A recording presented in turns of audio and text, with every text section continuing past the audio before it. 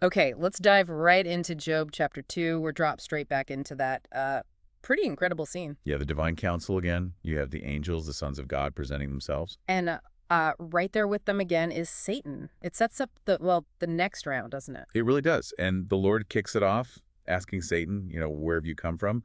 Same answer as before, roaming the earth. But then God immediately brings up Job.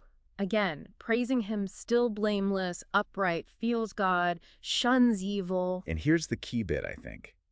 The Lord adds that Job still holds fast to his integrity. Right. Even though, and the Lord says this directly, Satan incited him against Job to ruin him without any reason. That's a powerful statement from God himself. And And it really tees up Satan's next move. it does. Satan basically doubles down. He hits back with that famous line, skin for skin. Yes, all that a man has, he will give for his life. The argument being, That Job losing possessions, even his children. Well, that wasn't him. That was external.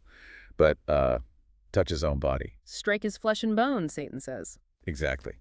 Then, he claims, Job will curse God to his face. It's a direct escalation of the challenge. And the Lord accepts, but with a crucial limit. A very specific one.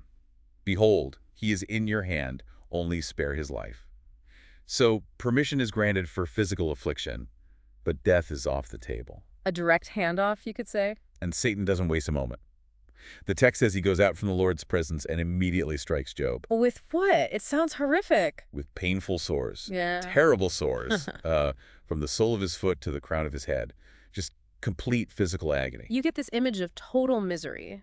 Job sitting among the ashes. Scraping himself with a piece of broken pottery. Just raw physical suffering on display. But the suffering isn't just physical, is it? His wife steps in. Mm-hmm.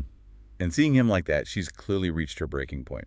Her reaction is just pure despair. She says, do you still hold fast your integrity? Curse God and die. It's a perspective born from utter hopelessness. Seeing his faith is, well, pointless in the face of such pain. But Job's reply is firm. He rebukes her. He does. He says, you speak as one of the foolish women would speak. And foolish here isn't just silly. It's implies a lack of spiritual understanding, almost impiety. And then he asks that profound question. Shall we receive good from God, and shall we not receive evil or trouble, depending on the translation? It's a statement of radical acceptance, isn't it? Yeah. And crucially, the narrator immediately adds, In all this, Job did not sin with his lips. That's so specific. Despite everything, his words didn't cross that line. his words, yes. It maintains his integrity in speech, even under this immense pressure. Then the scene shifts. We hear about his friend, Right? Eliphaz, Bildad, and Zophar, they hear about everything that's happened to Job. and they decide to come together. To go and mourn with him and comfort him. That's their intention. But when they actually see him, the reaction is intense. Overwhelming. They see him from a distance, and apparently he's so changed, so ravaged by the sores, they barely recognize him. And they just break down. They weep loudly, tear their robes, sprinkle dust on their heads, all traditional signs of deep grief and mourning.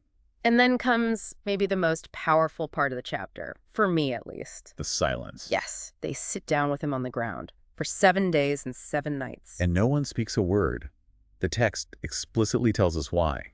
For they saw that his suffering was very great. It's this profound act of presence, wordless solidarity, recognizing that sometimes there's nothing adequate to say. Exactly. Their first response isn't advice, it isn't theology, it's just sitting with him in the dust. So recapping chapter 2, we get the divine challenge again, focus now on Job's physical health. Satan gets permission, Job is struck with terrible suffering. His wife urges him to give up, but he refuses, and importantly, doesn't sin in what he says. Then his friends arrive, initially offering this incredibly potent, silent comfort. It really lays out these different responses to extreme suffering, doesn't it? Job's endurance, his wife's despair. And the friend's initial profound silence. It makes you think, what does real comfort look like in the face of truly immense pain? Maybe sometimes it starts without any words at all. That's 7 days of silence. It's a powerful image. Maybe a thought for all of us. Sometimes the deepest comfort isn't found in answers, but just in quiet presence.